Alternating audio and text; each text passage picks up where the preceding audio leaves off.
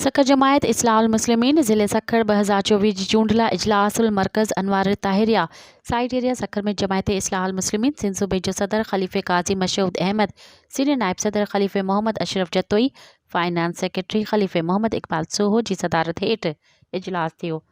तंज़ीमी lecture ॾींदे सूबाई सदर काजी मशहूद अहमद चयो त अमन प्यार मोहब्बत ऐं सलामती सभिनी लाइ सॼण साईं जो मिशन आहे।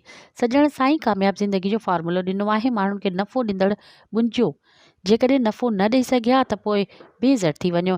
इंसानियत जी बका भलाई ऐं इस्तेहकाम लाइ असांजो क़ाइद ऐं रहबर फ़ख्री इंसानियत ख्वाजा मोहम्मद ताहिर अल मारूफ़ सॼण साईं जी रवादारी जो पैगाम आम कयो वञे।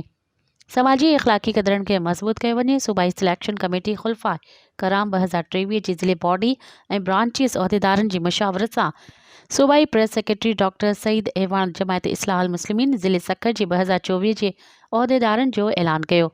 सदर खलीफ़ो महमूद अली मेमण, सीनियर नायब सदर आसिफ राजपूत, नायब सदर अली खान अब्बासी, जनरल सेक्रेटरी हाफ़िज़ जमील अहमद ऐं ॿिया चूंडिया विया। मज़ीद ख़बरनि ऐं तफ़सीलात लाइ विज़िट कयो असांजी वेबसाइट www.awamiNewsHD.com ऐं ॾिसंदा रहो अवामी न्यूज़ HD।